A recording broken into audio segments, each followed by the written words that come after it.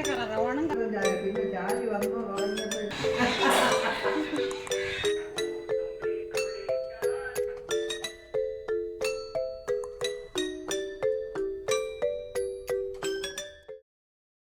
Happy Onam.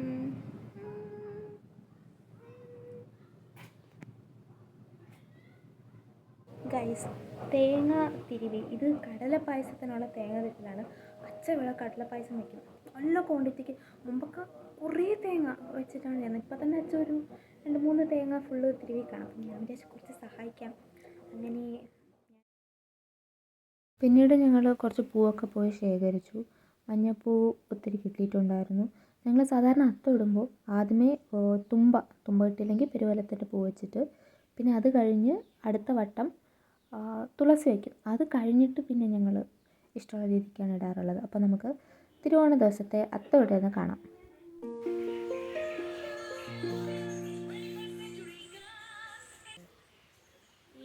ഇതാണ് നമ്മുടെ അത്തത്തിൻ്റെ വട്ടം. മുതൽ 1860 മദ്രാസ് പോലെയോ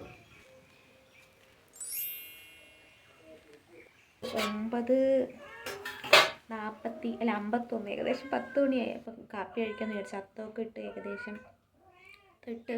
അപ്പോൾ ഇനി കാപ്പി കഴിക്കാം. ഇഡലി ഉണ്ട്,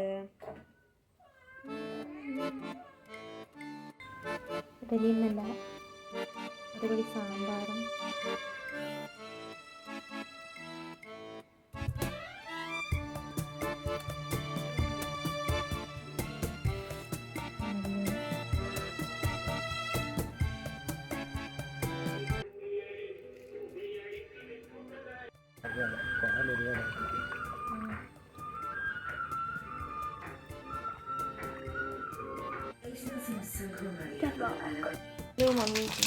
പരിപ്പിനുള്ള സാധനങ്ങൾ ഏലക്ക, എവരിത്തിങ് പോയി.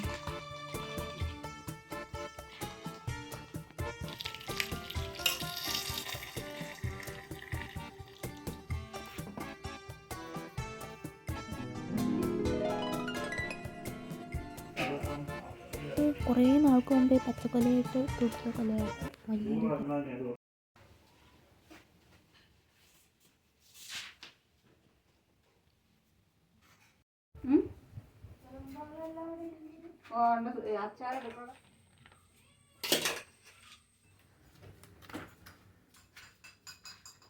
എല്ലാം ആയോ?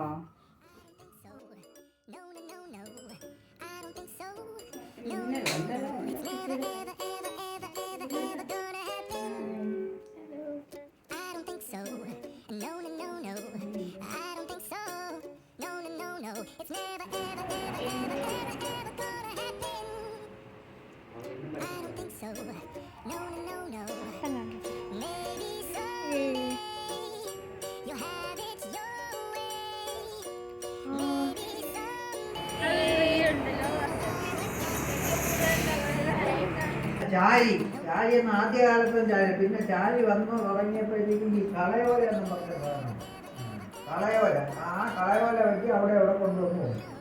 അങ്ങനെ അപ്പം അതിൻ്റെ ഉപയോഗം എന്ന് പറഞ്ഞാൽ എന്തിൻ്റെ കാലം പൊക്കത്തിലാണ് ഈ കളയോല കൊണ്ടുമ്പോൾ അത് നിൽക്കുന്നത്. അപ്പം ചാരി വന്ന് ഈ പൊക്കമുള്ള സ്ഥലത്തിരിക്കും. അങ്ങനെ ആയിരിക്കും എന്ന് തോന്നാം. അങ്ങനെയൊക്കെയാണ് അന്ന്.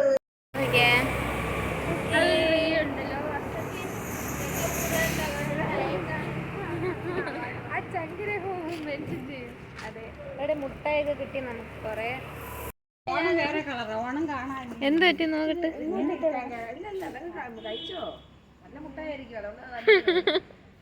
അങ്ങനെ എല്ലാ യാത്രകളൊക്കെ കഴിഞ്ഞു, തിരിച്ചെത്തി, ഫുഡ് കഴിച്ചു, ഉറങ്ങണം. അങ്ങനെ ഈ വർഷത്തെ ഓണം തീർന്നിരിക്കുകയാണ്. നൈസായിരുന്നു. ബന്ധുക്കളെയൊക്കെ പോയി കണ്ടു. എല്ലാവരും നന്നായിട്ടിരിക്കുന്നു. ഇത് കാണുന്നവർ ആരെങ്കിലും ഉണ്ടെങ്കിൽ സന്തോഷങ്ങളുണ്ടാവട്ടെ.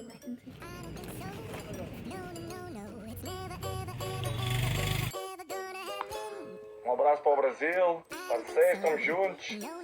Obrigado aí pela força sempre.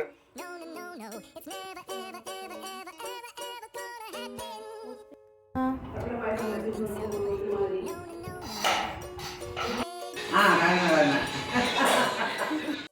അത്തം പൊളിക്കുവാണ്. ഹൗ വാസ് ഓണം കൊച്ചേച്ചി? Onam was wonderful.